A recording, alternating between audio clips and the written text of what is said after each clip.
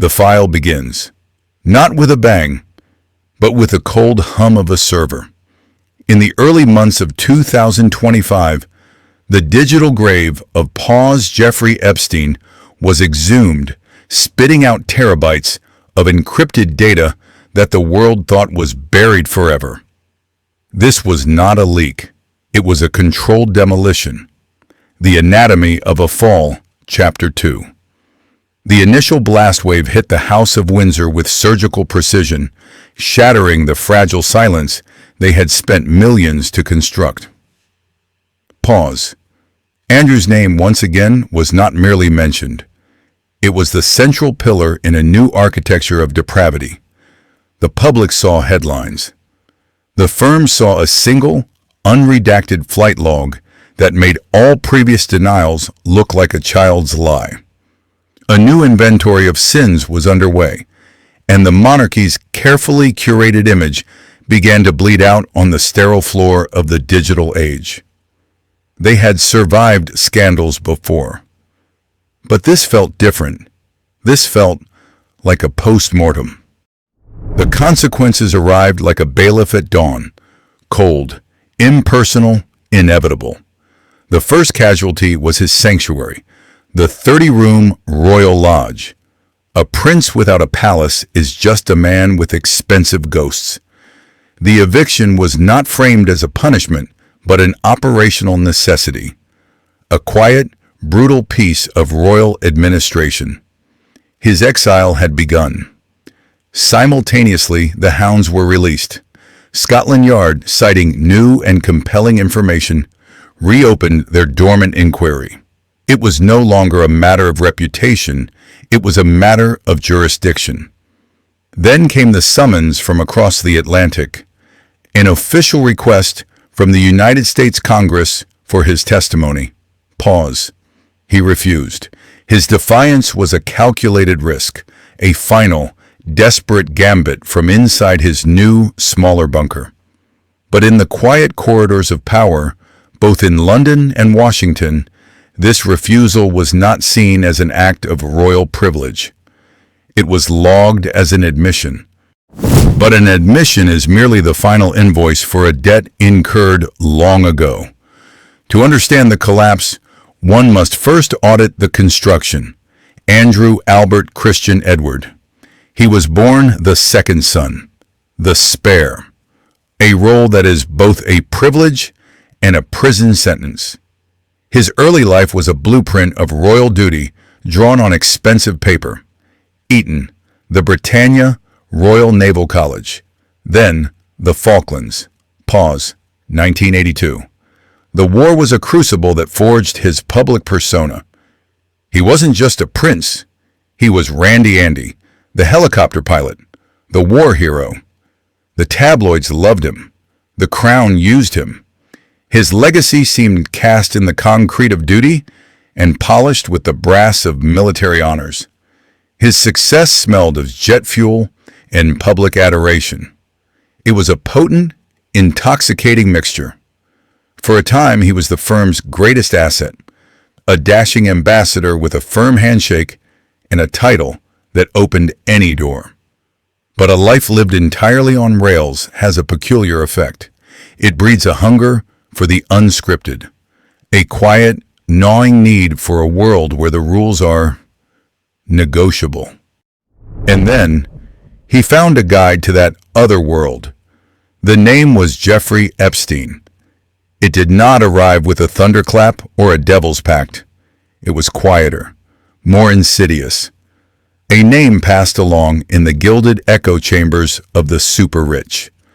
Their paths first crossed not in shadow, but in the bright, unblinking light of new money and social ambition.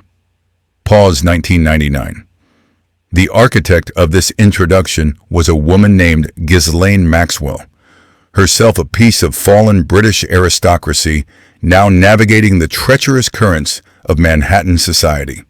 She was the bridge, the social adhesive that bound old titles to new, unregulated wealth.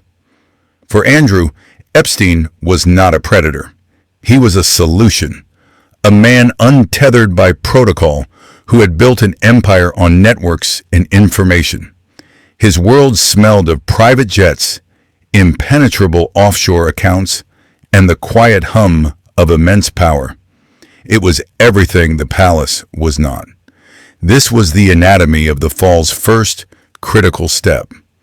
The fatal mistake was not the meeting itself, it was the recognition. The prince saw in the financier a reflection of the freedom he craved, and he stepped towards it, blind to the abyss that lay just beyond the handshake. The abyss, it turned out, had a name: Virginia Giuffre, a ghost from Epstein's ledger of human assets, now made of flesh and affidavits. The civil lawsuit was not a request for justice. It was a public autopsy, a formal inventory of sins filed in the Southern District of New York, a jurisdiction with no patience for crowns. The allegations were specific. They smelled of stale champagne and fear. A London townhouse, a private island, a photograph that would become the prince's shroud, capturing him with his arm wrapped around the very fate he would later claim to have never met. His response was the second fatal mistake. Not a denial, a deconstruction of reality itself. He offered up an alibi so mundane, so grotesquely suburban, it could only be a lie. A pizza restaurant in a commuter town, a medical inability to sweat. He was not just fighting the accusation, he was fighting a photograph. He was fighting his own past, and he was losing badly. While the prince constructed his fragile reality in public, the digital tomb of Jeffrey Epstein was being pried open. The court unsealed the archives, not in a trickle, but a flood of damning data. It was an archaeological dig into a fallen, toxic civilization. Pause. Hundreds of documents, and the prince's name was not a footnote. It was a recurring motif. Flight logs that traced his path from palaces to playgrounds of the damned. Private calendars that scheduled his leisure with chilling precision. Then came the emails. A message from 2011, long after he claimed to have severed all ties. The words glowed like a radioactive isotope. We are in this together. This was the anatomy of an escalation sudba, a broken fate. He was born to duty, to the cold stone of castles and the weight of a crown. Yet the evidence showed he chose the company of predators, the warmth of unregulated money, the fleeting freedom of moral decay. The documents were the final verdict in a trial that had been happening in secret for years. This was his post-mortem audit, delivered while he was still breathing. But one name in those documents refused to remain ink on paper. Virginia Giuffre. She was the ghost at the feast, the living proof that this was not a story about finance or protocol. It was a story about flesh. Her voice, once a whisper from a forgotten island, had become a permanent echo in the halls of power. Pause. The memoir was not a book. It was a bitter testament, an inventory of sins written not for profit, but for the historical record. Every accusation was a nail, hammered into the polished veneer of the House of Windsor. While the prince sought the silence of exile, she sought the noise of justice. Her persistence was a thing of terrifying beauty. It was the slow, methodical erosion of a lie by the simple, relentless pressure of the truth.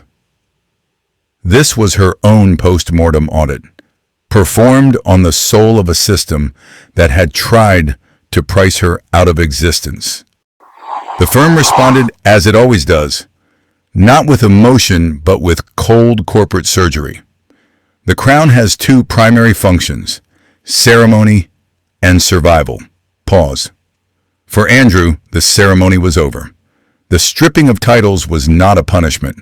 It was an amputation to save the body. A quiet, digital execution performed by press release. His name was not dragged through the mud. It was professionally erased from the letterhead. The palace statements were masterpieces of negative space, saying everything by saying nothing at all. This was the anatomy of institutional damage control. The king, his brother, had to choose between a man and a 1,000-year-old brand. The choice was never in doubt. The monarchy's true power isn't in its palaces or its jewels. It is in its ability to edit its own history, to declare a prince a commoner, to turn a wing of a castle into a tomb, and to carry on as if the ghost in the machine was merely a faulty wire. And so the ghost was left to audit his own haunting. The severance of the £1 million annual allowance wasn't a budget cut. It was the sound of an iron door slamming shut in a long, empty corridor. This was the true Prigover. Not exile, but irrelevance. His remaining income, a modest naval pension, was a cruel punchline to a life lived in gilded palaces. The press called his subsequent financial dealings secret. They were not secret. Pause. They were desperate. The frantic scramble to monetize old contacts. The phantom business plans with a dead predator. This was the anatomy of a man trying to sell the blueprints to his own mausoleum. The move from the grandeur of Royal Lodge to a damp cottage in Sandringham was the final act of this theater of humiliation. A prince reduced to the geography of a groundskeeper. The rumors of a final flight to Bahrain weren't about escaping the press.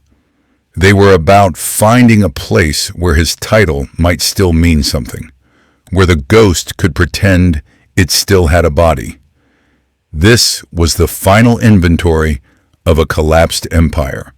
A man, a title, and a long list of unpayable debts. The post-mortem audit of a living man. What was the fatal error? It was not a single moment, not one photograph, not one flight log, not one disastrous interview. The fatal mistake was a belief, inherited like blue blood, that the rules of gravity did not apply at a certain altitude. That privilege was not a responsibility, but a shield made of solid gold. It was not. It was glass. His story becomes a bitter testament for the insulated. A clinical study in how power without accountability becomes a self-consuming poison. The system that created him, protected him, and finally erased him moves on without a scar. It is designed to. But the man himself remains, a broken fate, a permanent resident of his own past, forever trapped in the shadow of a bunker he helped build. Pause.